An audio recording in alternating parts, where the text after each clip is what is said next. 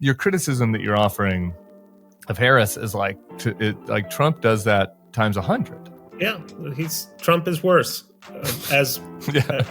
How many times can I say that? Trump is worse. That's why you should vote for Harris, because it's a binary choice. Trump is worse. He's a danger to our institutions. He is corrosive to the soul of our democracy. A Trump victory assures us that we will not have a healthy conservative movement in the United States, mainstream movement, for generations. And I think that puts us on a path to long-term decline.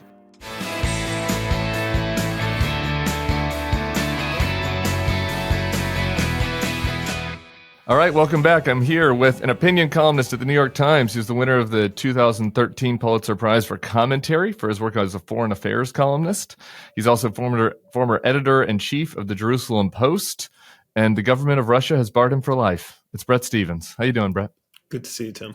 Welcome to the Bulwark podcast. I want to get into increasingly contentious material, as we go to the end. So let's start on a few agreements, huh? Okay.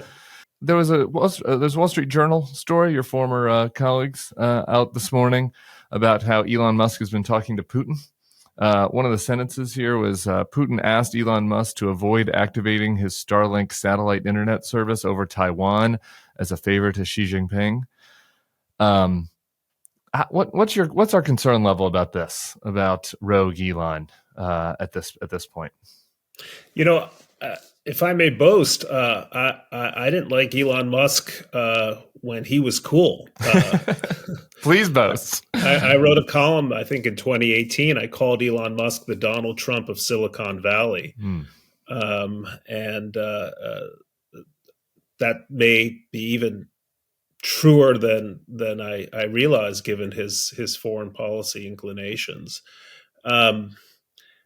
I think we're reaching a point where a guy like Musk has power not over, say, the everyday lives of our children in the way that Mark Zuckerberg and other social media entrepreneurs have had, but power in foreign policy. And I think this also came up with Ukraine in the early stages of the war, and that's simply frightening. The idea that an American citizen, a private citizen, would undercut the foreign policy of the United States just strikes me as absolutely bonkers, and all the more so for an immigrant who owes his entire fortune to what the United States has given to him. Yeah, I mean, there are two kind of angles to this that are both pretty alarming. One is sort of the how we got here angle. When I interviewed Walter Isaacson for his book on Elon, and we spent a decent amount of time on that. So it was just a pretty disastrous failing of the U.S. federal government that we're in this situation, where we're kind of beholden to this. Even if it was a more stable person besides Elon, that Elon has this kind of dominance with Starlink, and we are where we are at this point. But I mean, I know that this is not usually the nationalize an industry podcast, but doesn't the government have to start thinking about either creating a competitor to Elon or creating new strictures around him? I mean, he's the top government contractor at this point with serious national security implications. And I have to say, in some ways, to the good, given the failures of some of the competition to do what he's been able to achieve. I think particularly of the failures of Boeing when it comes to, say, bringing passengers back from the International Space Station, but also so much of our aerospace industry. I don't know. I mean, I have to assume, I'm not a lawyer, but there are legal authorities to prevent a private American citizen from interfering in a way that materially damages the foreign policy interests of the United States, certainly in periods of conflict or potential conflict. But I'd have to, I mean, I'm speaking outside of my lane. I just don't know. Yeah. But I guess my point is, it's even in a Democratic administration, even with Joe Biden as president or with Kamala Harris as president, it's already concerning enough that like we have the top government contractor kind of engaging in this foreign policy, and where he has like essentially, I guess not a monopoly, but a quasi monopoly on critical national security infrastructure. And then you project out to that same person then being the biggest donor to Donald Trump, acting outside the law. We don't have an FEC basically, but acting outside the law, I think pretty clearly in how his super PACs are acting, both with the $1 million giveaways that now the DOJ is investing in his clear coordination with the Trump campaign. And then Trump gets in there. I mean, like that would be kind of an unprecedented, ominous situation. I think about all the Republican fear mongering about Soros and the Soros control over the Democrat. Like, there's really no parallel to the kind of malign influence that he could have if Trump wins. Well, it's funny how time and experience begins to shape your views differently. I mean, I used to be of the view, look, if you're wealthy, you want to contribute to politics. That's an expression of free speech. Money is a form of speech. Yep. I've begun to rethink that, particularly the influence that extremely rich, somewhat strange dudes with limitless cash can have on the shape of American politics. By the way, I say that also with respect to George Soros, because I'm no fan of the kinds of progressive DAs that he has openly and proudly supported. But in the case of the ability of a single individual to potentially invite aggression by dictatorial foreign powers against American allies, it has a particularly fearsome aspect. Yeah, and the other, I guess, the last Musk point, which you're ahead of the game on, but like the anti-Semitism side of this, and he's running the most overtly anti-Semitic ad I've seen. I don't know if you've seen this, but it's targeting the Muslim community in Michigan, where it's like Kamala's husband Doug is a Jew, and Kamala listens to Doug. It's like an insanely anti-Semitic ad, and then the proliferation of anti-Semitism on the on Twitter. And I just kind of wonder, like, even I'm surprised. I have to say, every blue moon, I will look at references to me on Twitter. Yeah, I try to stay away from it because I basically think that it's like crack cocaine. But yeah. What It's strikes freebasing, me, actually. I think it's freebasing. Yeah. I wouldn't even know the difference. But what strikes me most is just how much anti-Semitism in various directions attaches to my name, like right-wing anti-Semites, left-wing people, Muslim anti-Semites, the whole gamut. Yeah.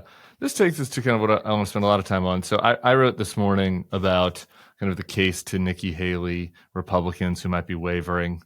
It's kind of like the case to Bret. I didn't need to make the case to Bret Stephens, since you said on Monday. So yeah, 2 days ago, I was at the University of Michigan, and some guy stands up and he says he's head of the Nikki Haley for Kamala club. So apparently I'm now, although I'm not a voter in Michigan, I guess I'm part of that club now. All right, great. Yeah, so I was making the case not to those who have already come to the decision for Kamala, but for those who are still wavering.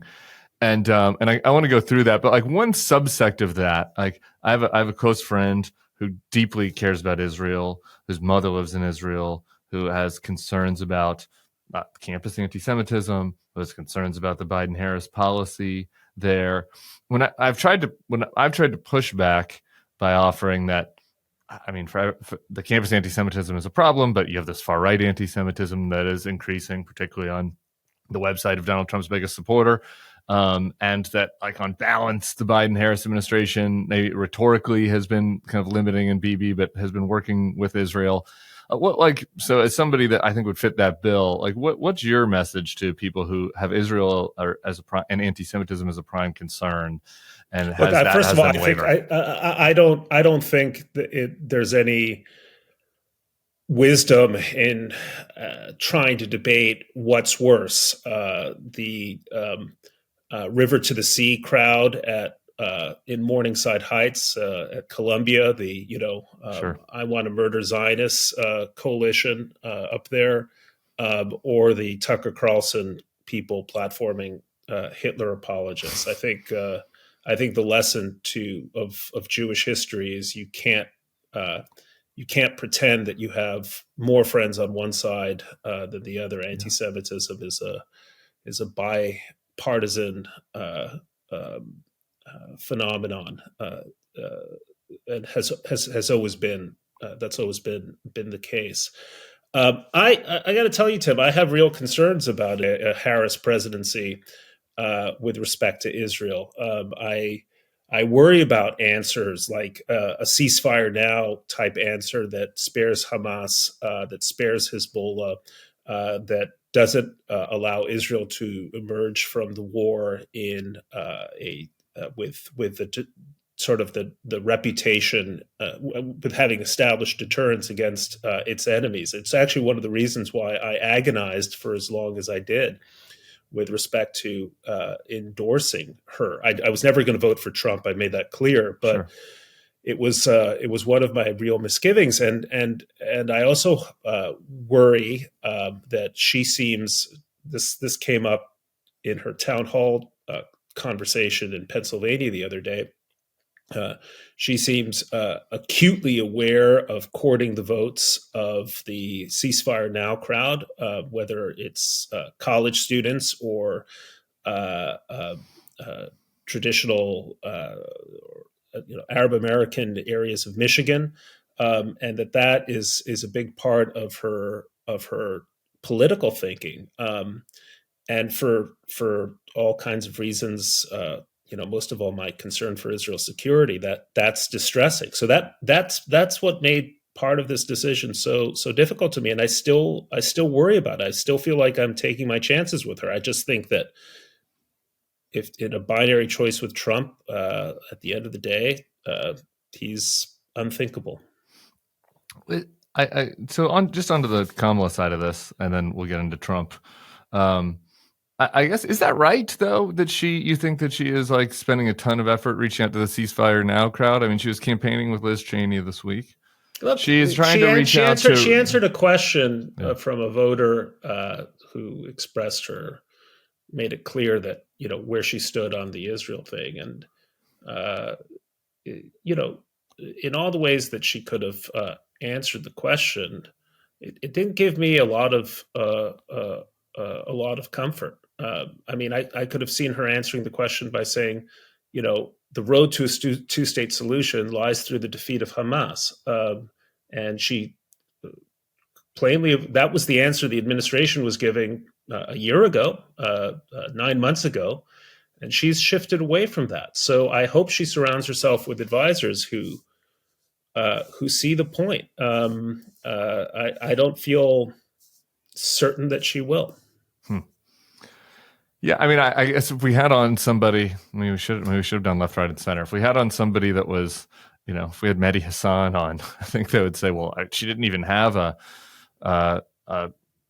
pro-Palestine person speak at the convention, right? Like that she refused to meet with them, like that the Biden she's not really put like any sort of arms limitation on the table. The Biden-Harris administration has worked with Israel, right? I mean, given the complex nature of the coalition, I don't know. And I guess couldn't you see that that she's kind of balancing it in a way that is actually decently supportive of the pro-Israel side of the equation? I'll keep my fingers crossed. Yeah. I guess that's the best answer. I don't think we really know. And what worries me a little bit is I'm not sure she really knows. Yeah.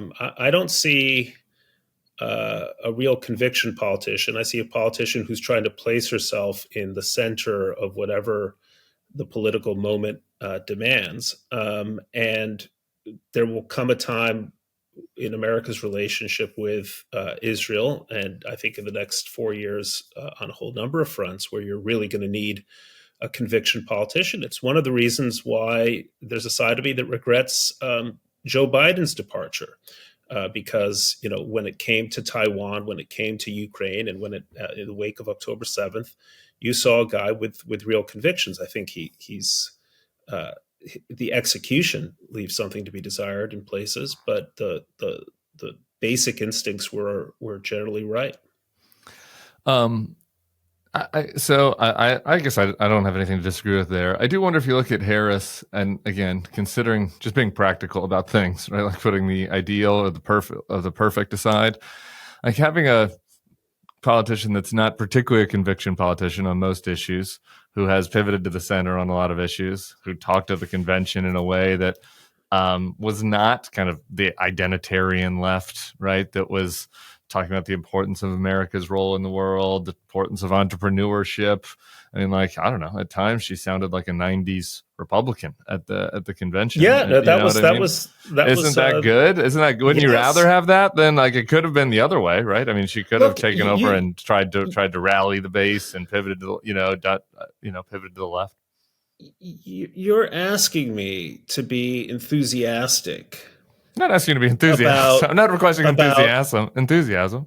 Just practically speaking, isn't that good though? I guess my point is you were saying there's a critique that she's going to look to move to the center, and I'm saying in a divided country, in a divided Washington, like shouldn't those of us in the center take that as a win? Shouldn't we be like, great, she's going to try to find the center? I mean, I basically my hope for Kamala is that she is essentially an opportunistic politician who understands that the advantages accrue to people who bend towards the center and the kind of the traditional American consensus. My fear is that consensus is going to be dramatically challenged over the next 4 or 8 years. And I don't know where her instincts lie. So we'll have to see. I mean, as I said in my conversation with Gail the other day, for me, this is a 99.9% vote against Trump and a 0.1% vote for Kamala. If you want to convince me that it should be 90-10, 90-10, 80-20, something, I want to be enthusiastic. I love my country. I hope for the best. I can get you to 80-10. We'll do it. I'll get you to 80-20. Let's do it right now. Then we'll talk about the 80. I think it would be good for the country to have the first woman president. Her brother-in-law works for Uber. I mean, they call her a California progressive, but she's really a Silicon Valley, like corporate center left liberal. She has time and again been given the opportunity to do the Hillary thing and make this campaign being like, I'm with her and making it about identity politics. She's rejected that. She would have a mandate if she were to win, having campaigned with Liz Cheney, having campaigned on the importance of the U.S. role in the world, to follow through on that. I've only had one private conversation, but my one private conversation with her, I thought she seemed very passionate about her trips to the Munich Security Conference and working with our allies abroad and how important that was. So I don't know. Doug is a corporate lawyer. Listen, these people aren't socialists. That's 20%, right? I'm just getting you to 20. I'm not trying to get you to 50-50. I totally hope you're right, but I just got to tell you what I see. Okay. Yeah. For instance, the other night, again in the town hall, because it was a kind of a more unpredictable forum, right? Sure. I assume she didn't know the questions in advance. I see a person who sticks to memorized talking lines and then struggles when she's outside those lines. I see someone who has a vision about the economy, which is deeply flawed. If you think that the reason we've had higher prices over the last few years is price gouging by greedy corporations, you are just economically completely illiterate. I'm sorry, I'm just describing reality. It is a foolish, laughable thing to say. And by the way, it's even more laughable because there was a potentially easy answer. I don't know why her advisors didn't say this. She said, well, most of inflation is a function of monetary policy, which is set by the Federal Reserve, and the Federal Reserve is run by a guy who was appointed by Donald Trump. Easy A answer, right? Why did no one think to say that to her? Because she wasn't trying to win Bret Stephens' vote, and because the country is economically illiterate. I don't know. I had Carville on a month ago, and he was Carville was basically like, yeah, obviously it's economically wrong, but it's good. But we want to win. We want to beat Trump, and it's a winning issue. Biden talked about price gouging too. He didn't actually do anything. It's not like she's going to do price controls. You can't have any legitimate concern that she wants to install That's Venezuelan what she was price talking controls. about. You have to, at some level, take her at her word, right? Otherwise, Sure. It's all just kind of like some kind of political kabuki dance signaling. All of it's meaningless. Well, then in that case, I don't know, Fair. So I was just trying to get you to 20%, though. Seems like that's still gettable. That's something. I actually think when I answered Gail, and I answered her really sincerely, okay, I think that for that portion of voters like me who hate Trump, but really have doubts about Harris, I'm meeting them where they are. I'm not trying to sell them. Right now. I agree. I'm not trying to sell them a lemon as a Ferrari, although I've heard sometimes Ferraris can be lemons, but that's another story, right? I'm just trying to say January 6th is an unforgivable crime in American history. And the moment we start rewarding violent attacks on the sanctity of the electoral process, the moment we get to that place where that becomes normal, we're going to lose everything. Presidents come and go, except the president who doesn't want to go, right? And that's it. That's the whole argument. But to me, it's just decisive, right? And that's why I was able to overcome all of these misgivings. If I go out there and start writing columns saying, I talked to Tim Miller and he kind of convinced me that Kamala is actually going to be a centrist. She's a kind of a Silicon Valley entrepreneur, et cetera, et cetera. I don't think I would actually.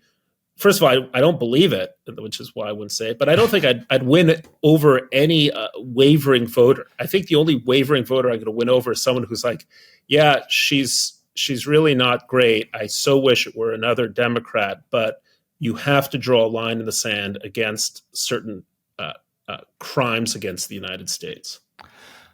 I agree with 90% of that. I do. So, my entrepreneur case. My entrepreneur case was a little bit. I was just I'm trying to win you over. It was a little bit persuasion. I'm 100% sincere, by the way, about my views about her view of America's role in the world, and it shocked me actually when the one time I saw her off of talking points. So her talking about this, I was actually shocked by just how genuine she was in this, and I was encouraged, and I told people about it in real time back, and this was in March, back when she was VP. It was not. It was before she was nominated. Can I tell you one thing? So I met with someone who knows her pretty well. I've never met her. And one of the things this person said to me, which actually gave me comfort, is he said, she knows what she doesn't know. Yeah. Now that actually is a sign of great wisdom. I always respect people who know what they don't know and are willing to say it. And one of the things I've been urging her to do, and something actually Barack Obama sort of did in 2008 when there were doubts about his experience, is to sort of give a list of the people she's listening to, and maybe hint at who could be in her cabinet.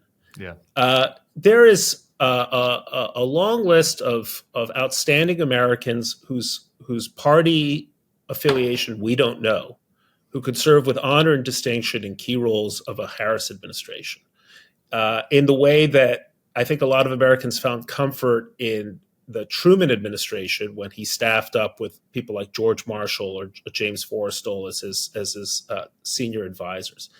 I think that would be very smart. I think that would move a number of voters to say, you know what, we're going to be okay under her presidency. These are serious people who aren't going to screw up the country on the march to turning us into Oakland, California. Yeah. I moved out of Oakland down to New Orleans, so I hear that. Though there's some great things about Oakland. First Fridays is really nice, but it has some problems from a management standpoint. That is a proactive point that I totally agree with. My last thing on this was in the case I made, because I totally agree with you, by the way, and I said this to Liz and to all of the Never Trumpers who've gone out to support her. I was like, talk about the ways that you disagree with her or that you have reservations. I think that makes your endorsement more powerful. So I'm totally on board with that. At the point that the more negative version of naming a cabinet is that she will be checked. like this is the other thing I just like to people that see the threat of Trump. The argument I was making this morning is like she'll have a 6-3 Supreme Court against her. She's gonna have a 51-49 Republican Senate at best. Like, and so we have a Chevron ruling. It's like if you're just making a simple risk reward calculation, and you look at the elderly man on the other side who tried a coup already, and you look at her with hopefully named some cabinet people around her and a 51 Senate and a 6-3 Supreme Court, like what is like I don't actually understand why that's a close call when you look at it in the context of the context in which we came. That's another point I was making to Gail. If she wins, I hope Republicans retain one house of Congress. I'm not even sure which I prefer. Maybe the Senate, which seems likely. I mean, my prognostication is the House will flip to the Democrats and the Senate will flip to Republicans. But I know the Nebraska race looks interesting. Yeah, I'm trying to get that guy on. But he said he wouldn't. He wouldn't. He said he would. Wouldn't. Let me ask you this question: would you want Republicans to keep one of the houses of Congress? No, I think I mean, if we're just in magic world where I get to pick my future, I think I'm fine with. I would like for her to be able to do policy, and I think having a 50-50 Senate where Dan Osborne or John Tester are the 50th vote, they're not going to pass anything that is too far outside of what I would wish for, and I think that it becomes very challenging for her. I mean, look, on the list of bad options, her with a 51-49 Senate is again also totally fine. But just kind of leads to my underlying, one of the things I want to talk to you about. Like one of my underlying premises is like, I think things are basically fine. Like we have some policies that I don't like, and things are obviously not fine in Ukraine. If you're living in Ukraine or Israel, Gaza, Beirut. But like if you're an American, like right now, like things are basically stable and basically fine. And the idea that we would blow everything up with Donald Trump is absolutely insane. It's like we're attempting suicide. It's like watching a friend who has a good life and has a wife and kids and is having a midlife crisis and is like, you know what I'm going to do? I'm going to start doing blow and marry the stripper. And you're like, why? What? Like why?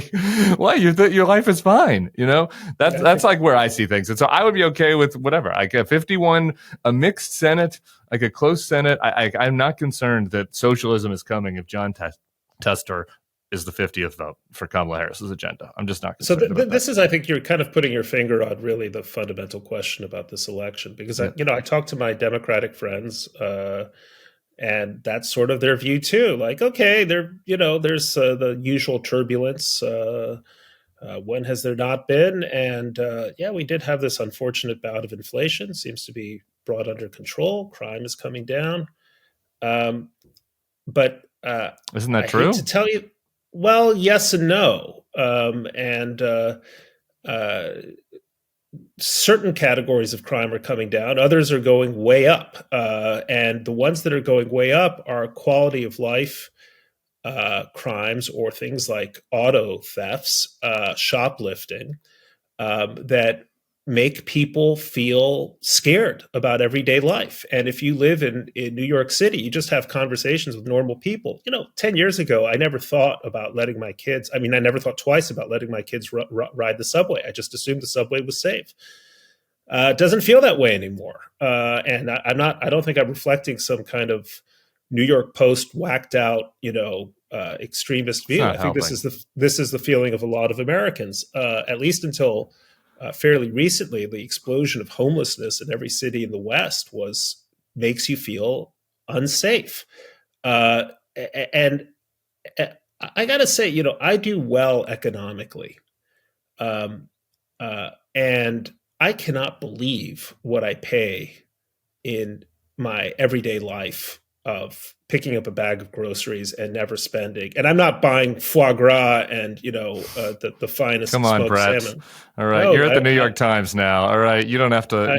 No, I live more simply than you probably think. But I'm thinking to myself, gosh, if I'm noticing the price of these everyday goods, what is a normal American family making, let's say, $60,000, $70,000, $80,000 a year feeling about this? I just think that the idea that things are fine is a um, comforting illusion of what my buddy Peggy Noonan called the protected class, and that is This is what just like, here's the thing though. liberals have missed. Look, there's always discomfort in life is suffering, right? Like there's always discomfort in life. I mean, sure, yeah. Is the crime in New York as low as it was during the halcyon days of the early aughts? No. Is it better than it was in the 1980s? Were we thinking about putting in a like down market Mussolini in the White House in the 80s in New York? Like, no, nobody's doing that. Like, was inflation painful? Like, absolutely. Like, is our economy doing better than every other economy in the world? Yeah. Like, are people out there is it hard? Is life hard? Like, is life annoying? Do you wish you could? Does everybody wish they could go on a better vacation? Like, yeah, all of this. Yes. I think this is a real mistake. I think this is a real blind spot that those of us who've kind of gone through the Biden-Harris years and said, yeah, okay, so it's a little bit worse, but not dramatically worse. I think we're really, when we say that, I think we're really missing the way in which a lot of Americans are experiencing their lives. And when you're first hit with giant permanent increases in the price of many staples, and then you're hit with higher financing costs on account of higher interest rates, mortgage rates, it is infuriating. And it happened fairly quickly. And we can have a perfectly legitimate debate as to the causes of it and say the role that the pandemic played. But people look at the administration that constantly said there's no crisis at the border, inflation is transitory, America's now respected in the world, and what they see is something very different. And by the way, on the international front, I think we're reliving the 1930s. And I can't think of anything good about the 1930s, except for a handful of movies. So hopefully we don't elect Lindbergh in our version of the 1930s. Yeah, I want to go back to the domestic. That's why I don't want to vote for Lindbergh. I want to go back to the domestic though for a second. Like this is like, I hear what you're saying. Again, I'm not trying to diminish anybody's individual concerns. What I'm trying to do is not as treat everybody like a grown up. And like you say that it's kind of condescending or whatever to like say to treat people like their problems aren't legitimate. I think it's condescending to baby people. Like I don't know. I mean, we're if you look at the polling crosstabs, Trump does the best among people making six figures plus. Still, I know like the party's has put on this working class sheen, and the Trump super fans, a lot of them are more working class, but like Trump does the best among people that are in the protected class you're talking about. White, six-figure making, ex-urban Americans with big houses and boats. Like when you see the big Trump flags on houses, it's not in the Ninth Ward in New Orleans where the Trump flags are going up. So like I don't think that that's right. I mean, I don't think that the suffering is so great that it rationalizes like, oh, okay, well, let's burn it all down. Like it just doesn't. Those things don't make sense to me. I think you're babying people with their rationalization. I used to actually take exactly the view that you did, and I don't anymore. In part because, first of all, Trump support. Yes, he has outsized support among people making six figures. All of my liberal friends in New York and Boston and Chicago and LA making six figures or more who are voting for Harris, she also polls well among actually higher income people. I just think that this idea that the hoi polloi are just cranky and willing to flush their democracy down the toilet for the sake of the illusion of control or authority or better times. I think that's objectively wrong, and I think it's also bad politics. By the way, you got to meet people where they are. Just telling you,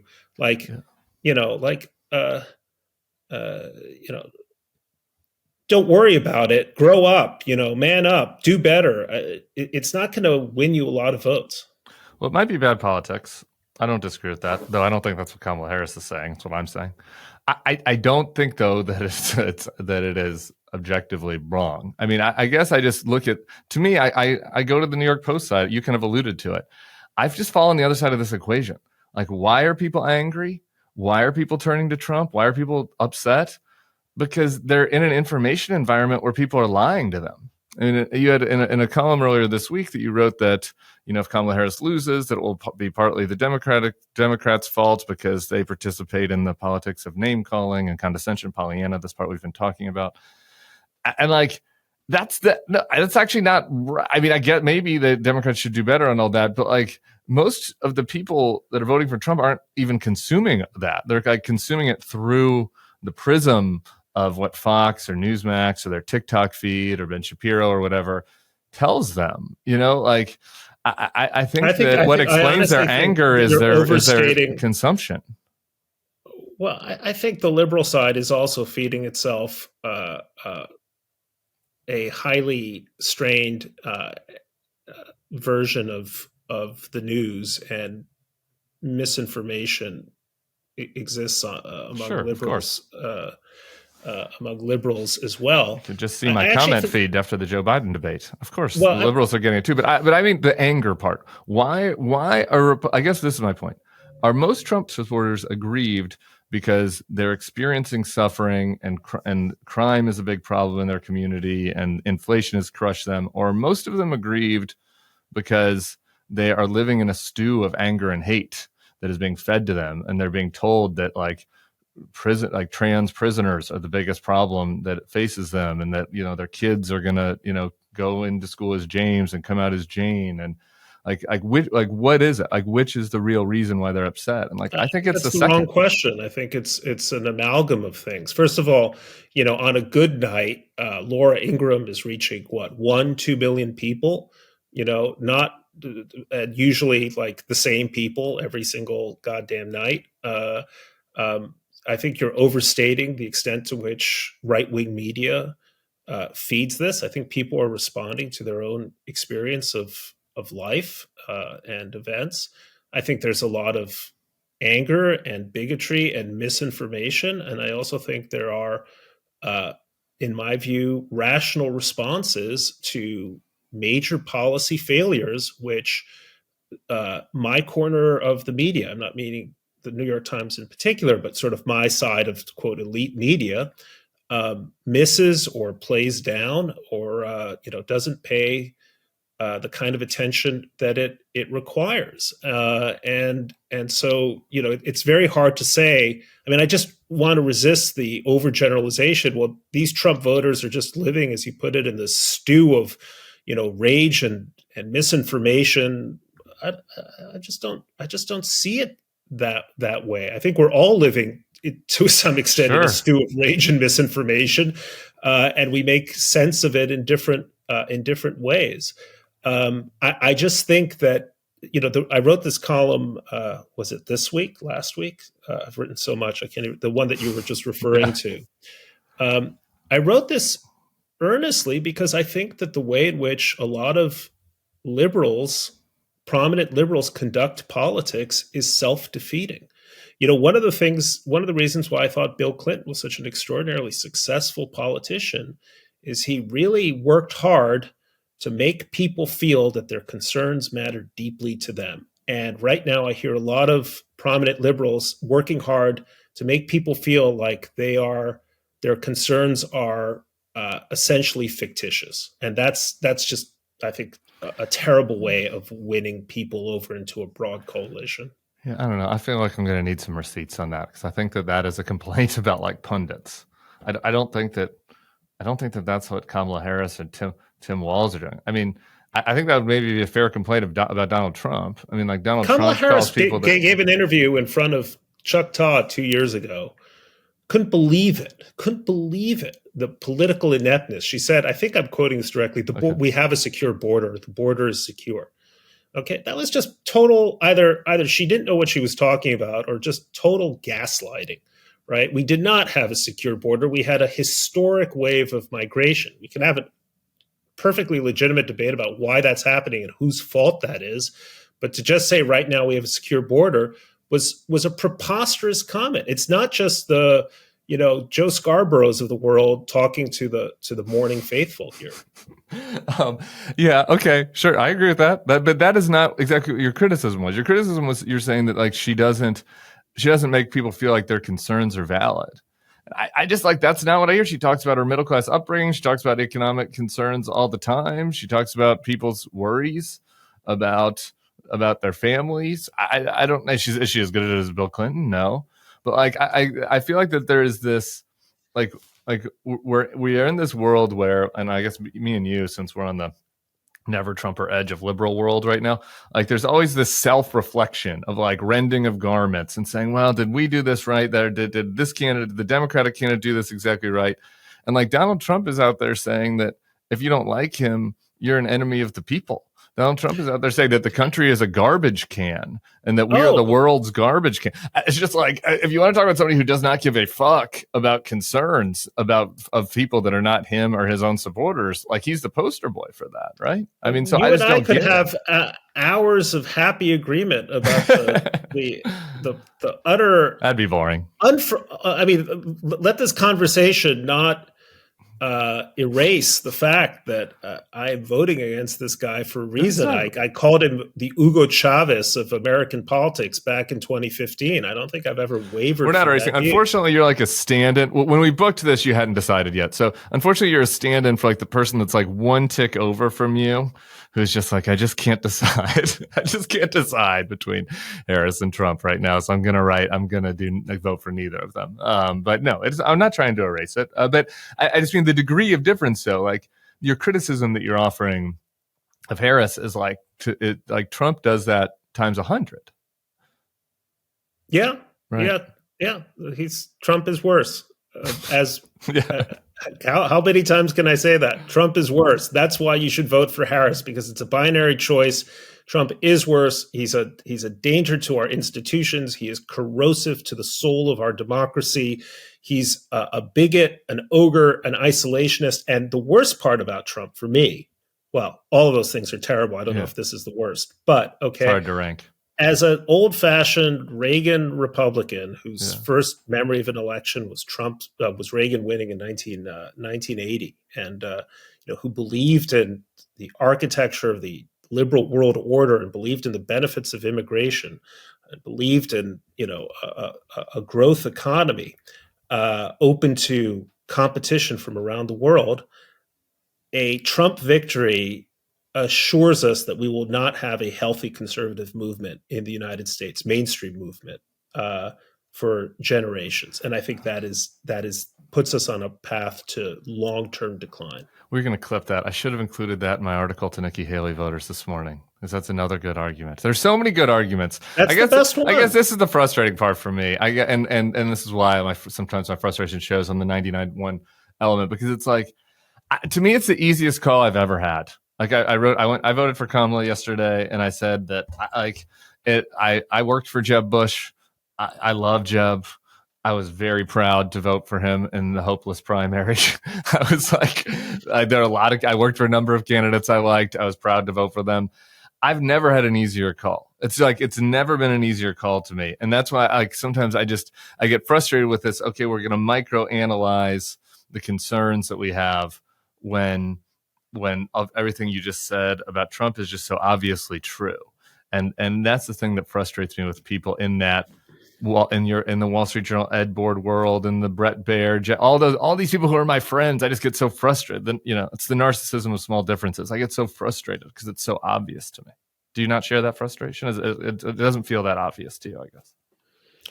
Look, I think that this is to me a much tougher choice than Hillary Trump or Joe Trump was. Yeah. But we're post January 6th now, though. Well, that's because you assumed January 6th happening eventually was baked in your assumptions of Trump, I guess, in 2016. Yeah, kind of. Given when I look back at what I wrote about him, I think it was actually kind of predictable that it would not that specifically, but something like that. But I'm just talking about on policy. Hillary Clinton and Joe Biden were centrist, had a long history of being essentially centrist, mainstream liberals. Kamala has flirted with the left at different times, certainly in her 2019 run, which is when I first sort of started taking notice of her. And she has not distinguished herself as a particularly nimble candidate in the few months that she's had. But, to me, when I finally realized I got to make a choice, Gil is right. It's binary. I can't just sit it out. It wasn't hard to make. All right, final thing. Putting back your foreign affairs hat on, we kind of got waylaid by Israel in the context of the domestic discussion. But as you look to the next administration, and the threat from Iran, I guess it maybe looks a little different than it did 6 months ago, given some Israel's recent successes. What's happening with Putin? What's happening with Xi in China? Like, how do you assess the threats? Like, you've kind of alluded to this a couple times in the podcast that you think that we're going to face big challenges on this front in the next 5 to 10 years. I'm just open-ended kind of closer to assess the threats that face us abroad. I think we are going to see 4 years of very severe challenges, not just to our allies, but to the United States itself on multiple fronts. The introduction of North Korean troops into Ukraine, I think, into Russia, possibly Ukraine, is going to be remembered as a historic moment. There is a new tripartite or quadripartite agreement, to go back to the terminology of that era, between China and Russia and their no limits friendship, between North Korea and Russia, between Russia and Iran. Possibly a quintuple with Elon and Trump as the fifth-headed monster, given the private phone calls. But who knows? At least a quad.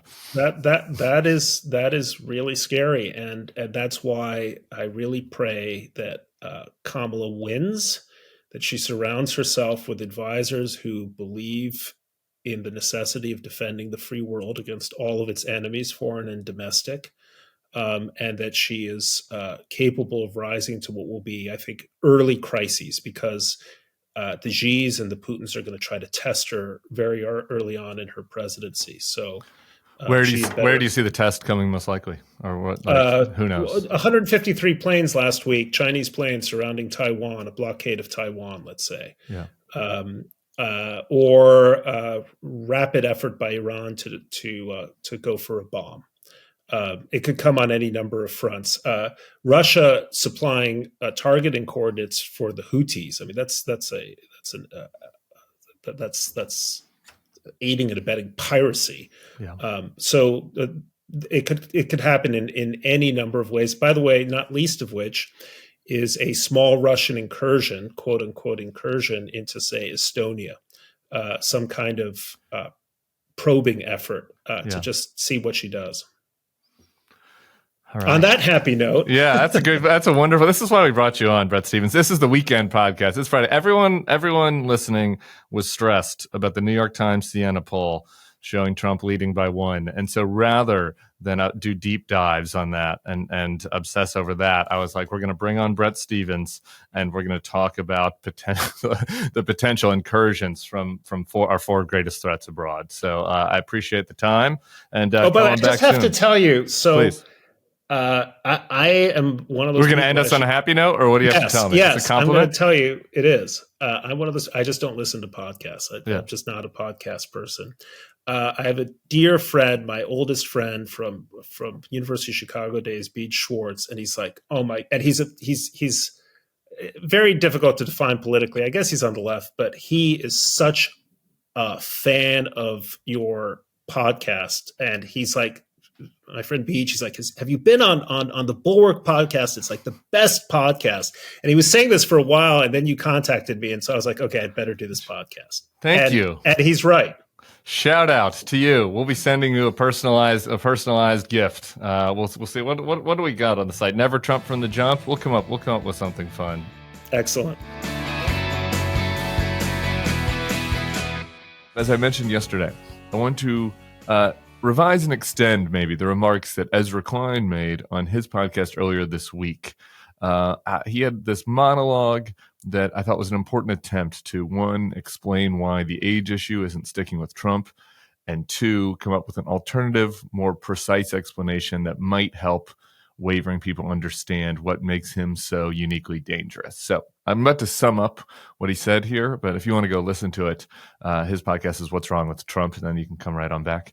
But to distill it down, Ezra explains that it isn't age or cognitive decline in a vacuum that people notice with Trump, like people were noticing with Biden. It's a specific character trait, which he calls disinhibition. And that disinhibition is both his great strength and his fatal flaw. For shorthand, for us armchair psychologists, they're those big five personality traits, and disinhibition is basically the inverse of conscientiousness.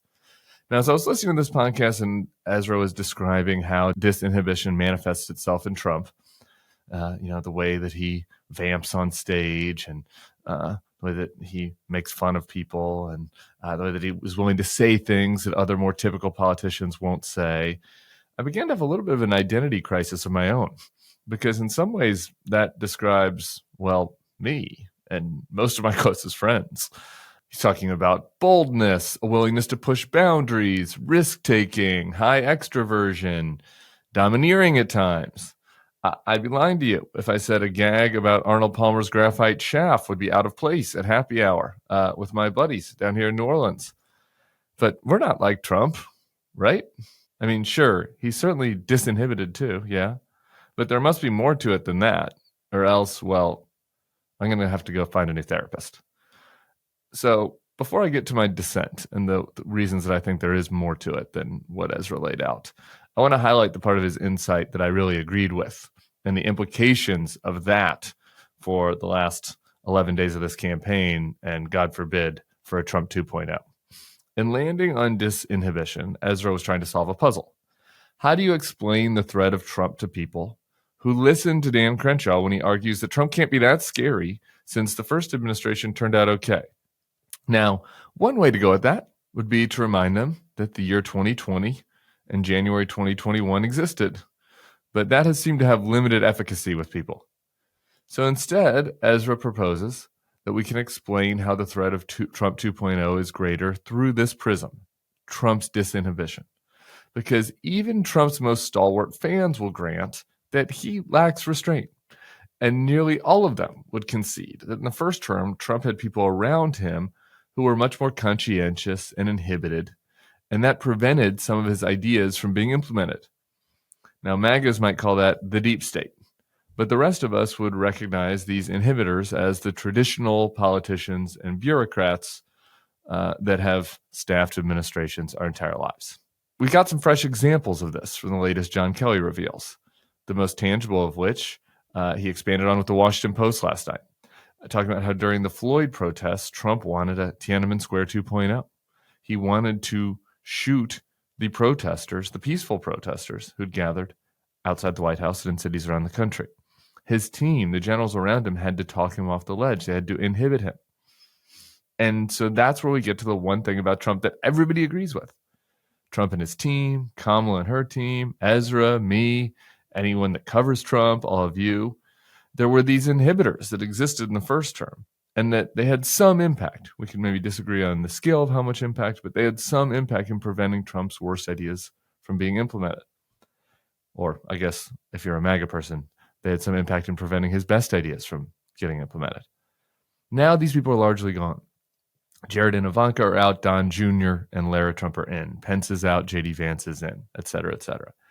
Ezra argues once people understand this, the nature of the threat comes into focus. If we agree that it's Trump's disinhibition that at times leads to bad outcomes, it's scary to think of what a second term looks like when there isn't anyone to check them. And here's where the age issue really comes in. That notion is even scarier when you contemplate an 82-year-old Trump suffering from one side effect of aging. The mind's ability to control itself starts to weaken, making disinhibition worse. I'm on board with that analysis. It's obviously true. But the point here is to be semantic about it. Like, what is at the root of the threat of Trump? And I think it's worse than just disinhibition. The negative examples of that trait, rudeness, tactlessness, impulsive actions, are all speech. This is mostly a person not caring about how other people feel. In short, it's kind of mean tweets. And I concur that not caring about how other people feel is a bad trait, particularly in a president. It's childish. It describes me and my buddy's own failings much less at 40 than it did at 21. But it's also not exactly the trait that comes to mind when you think of Mussolini. That's because Trump's disinhibition is about more than not caring about people's feelings. It's about not caring what happens to others, not caring whether they live or die. If you doubt me, send your regards to Herman Cain at the big pizza box in the sky, or to the January 6th rioters toiling their life away in prison thanks to Trump's lies. But even more than just not caring what happens to others, at times it seems as if Trump actually revels in other people's pain. To borrow from Adam Serwer, being cruel and causing the suffering of foes is not just a side effect of his disinhibition. It's something he intentionally engages in. Purposeful cruelty, total disinterest in the well-being of anyone but himself. I'm not a psychiatrist like my friend George Conway, but I think that there's another clinical diagnosis for that. So, maybe sadism is too pejorative to be effective politically. Accusing Trump of enjoying others' suffering is surely not something that will land with his supporters. But that doesn't make it untrue. When you add that layer onto Ezra's case, things become really ominous. A disinhibited and reckless Trump, surrounded by people unable to control him. That's very bad. A disinhibited and reckless Trump who wants revenge and actively intends to cause harm to others is a nightmare that I can only pray we don't have to live through.